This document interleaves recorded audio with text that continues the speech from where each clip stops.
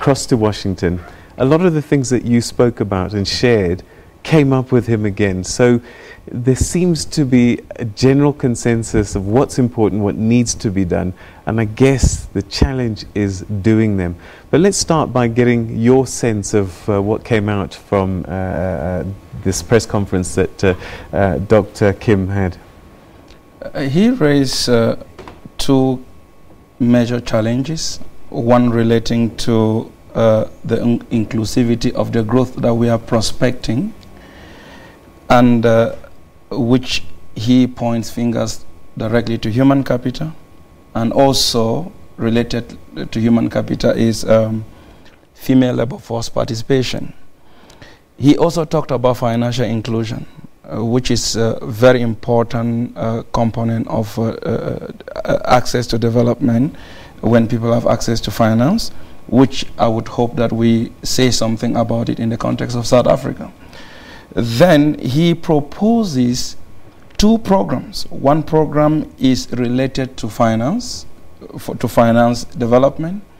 He talks about the IDEAT program.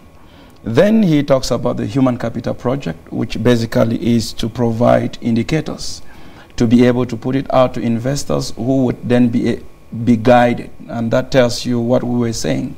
Investors with increasing mechanization will be looking out for the kind of skills that they need in order to invest there, and that is it. So basically, that is all that he's saying.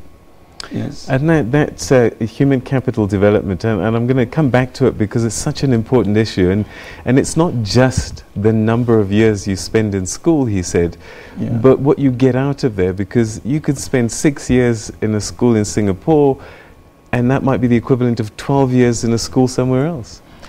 Yeah, very important. And I think we should begin to look into South Africa when we keep on lowering the bars for students to pass.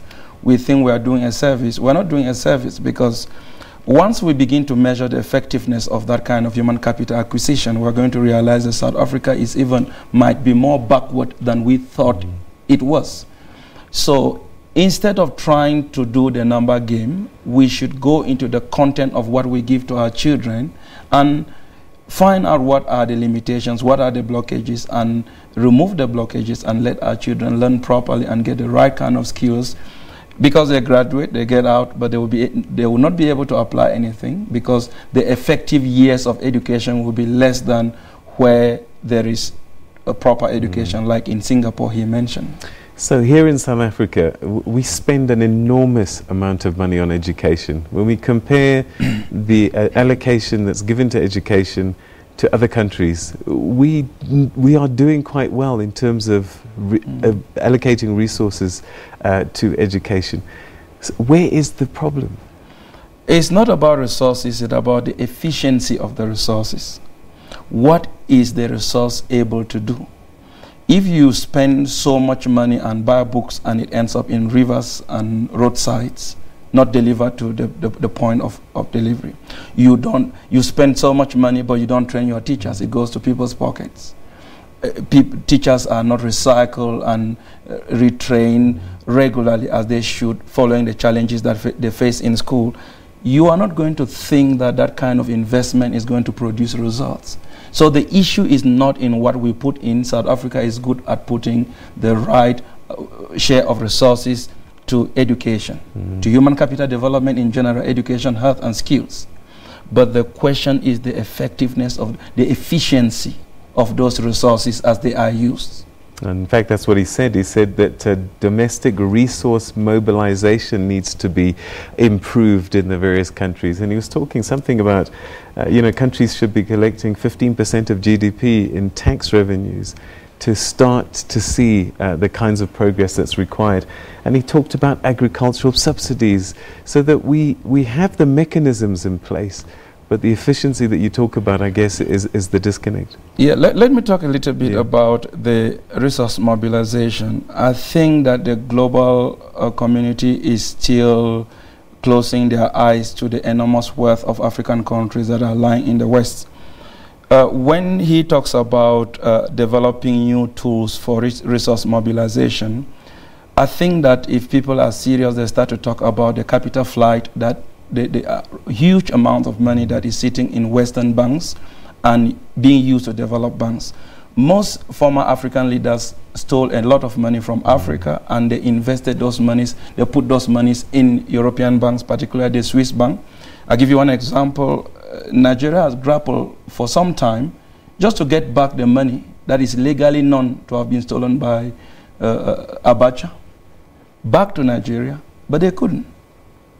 African countries need resources. That will have been the first point of call to say, let us get the resources of Africa back to Africa. And it's not only through public officials to banks in the West. It's recently also enormous resources have left South Africa through corruption. Some of them have already crossed the borders. And we are trying to recover some, and there are some that might never be recovered possibly. So this is, in my view, the first place to go, because when you talk about resource mobilization through taxation, you heard about how our poor South Africans are crying because of 1% increase in VAT. And we seem to be talking about the same things over and over again, you know, capital flight and so on and so forth. But the other area that he brought up again, IMF Chief Christine Lagarde also raised, is this indebtedness of African countries, and it does seem to be a major concern. You know, when we look at some of these statistics, I'm told that there are 18 countries right now that are at very high risk of being over-indebted, and yet 5 years ago it was just 8. So the trend is going in the wrong direction. So we just can't carry on like this. Yeah, the World Bank had put the Highly Indebted Poor Countries Initiative program, which has really done a lot. But the issue is not there. Some thinkers have thought that Africa should not be indebted. The rest of the world is indebted towards Africa. The human capital of Africa has served the world. The financial resources of Africa have served the world. And the natural resources of Africa is still serving the world. Why should Africa be indebted? It doesn't make sense. So it's a matter of taking from you, going and giving you a share and calling it a debt. But there is something here that really doesn't add up. First of all, we've talked about how much resources that can be traced and brought back to Africa. But we are also looking at the fact that Africa still remains the engine fueling the global economy in terms of resources, and partly also in terms of human capital, brain drain, and also in terms of financial resources. We need to sit down and look at these things, and it takes African leaders to sit down and look at these things and break away from it. All right. I mean, when you talk about that, we've been talking about beneficiation for years and years and years. Our resources go out in their raw form, and then we buy back in the finished product.